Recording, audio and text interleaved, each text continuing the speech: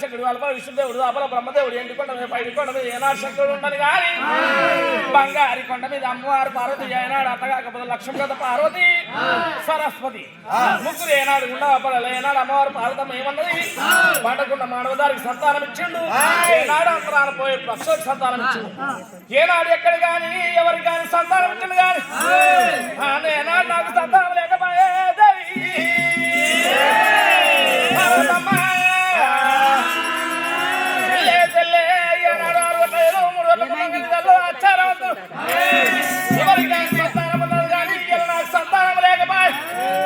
ఎండుకొండ మీద పోయి ఏనాడు మీ బావల్లో శంకరుడు వాళ్ళు కాదు నేను సంతానం కట్టుకుంటా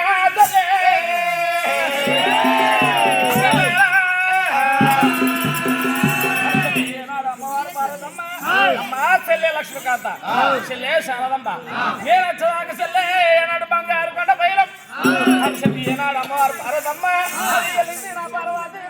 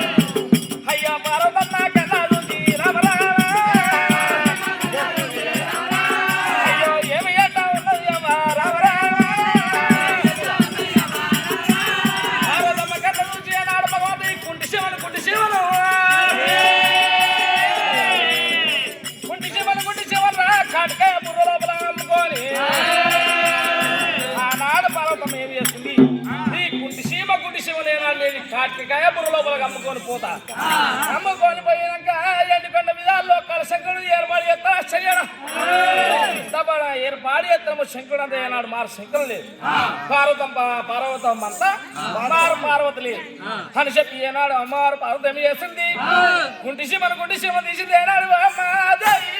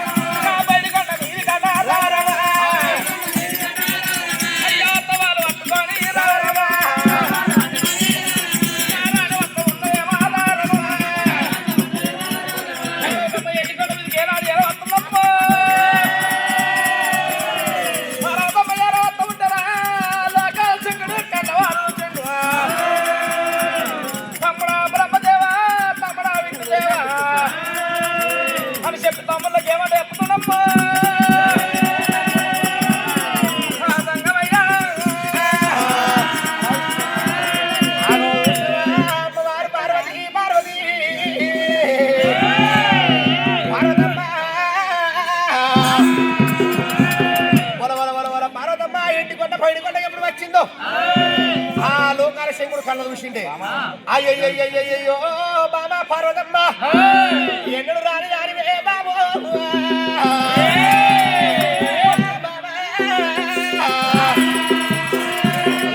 ఏమి గంట వచ్చింది? ఏ బాబా వచ్చింది? ఏ బాబా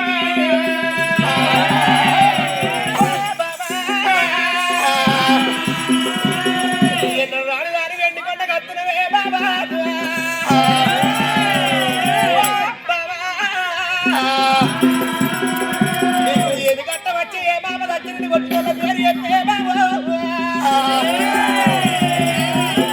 శంకుడు ఇంత మంది వరకల్లా ఎవరెవరెవరైనా భార్య పార్వతత్తున్నది. నా భార్య తమ్ముడు విలుస్తున్న తమ్ముడు అడుగుతాను. ఆ లోకాశంకుడు తమ్ముడా విష్ణుదేవ తమ్ముడా బ్రహ్మదేవ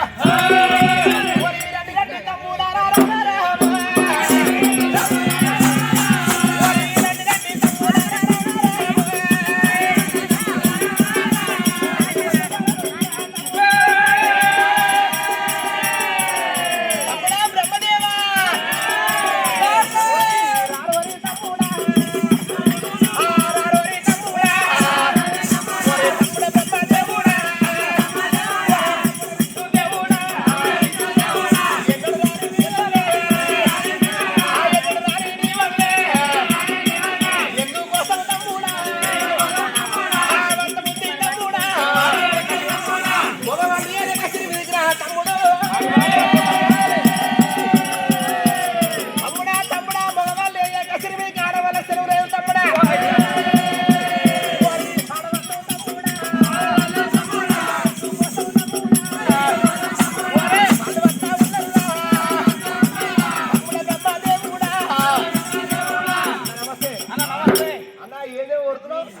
బ్రహ్మదేవా విష్ణుదేవా తమ్ములాలా వరి బ్రహ్మదేవా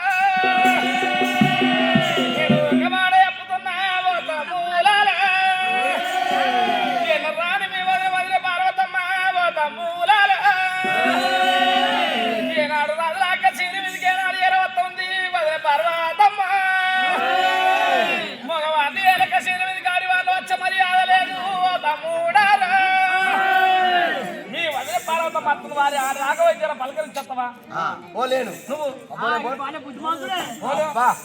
నీ పిల్లల దగ్గర అనుభవతావు అట్ట కాదురా నీ పిల్లల దగ్గరికి నన్ను పంపటం అంటే సూపర్ మాట అయిపోయింది అట్లా అంటున్నావు అడిగినామన్నావు కదా ఎందుకు వస్తుందో అడిగిరాపురా అన్న అన్నా భార్య భర్తలంటే అన్నా ఓ అన్నారా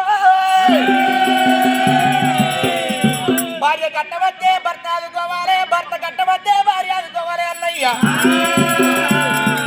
ఇద్దరు మొదలు అనుభవమాట నువ్వు అడుగుతావు తీగ నీ తోట అంటే తోట పెట్టుకున్నావు తీట మరి కాదా అయితే ఎండ పెట్టుకో పార పెట్టుకున్నా మరి నీకే అంతేనా అరే నువ్వు పోవా ఏసి ఏనాడు ముగ్గురు అన్నదమ్ములు ఏనాడు మాట్లాడుకుంటూ అమ్మవారు పార్వతమ్మ అమ్మవారు పార్వతి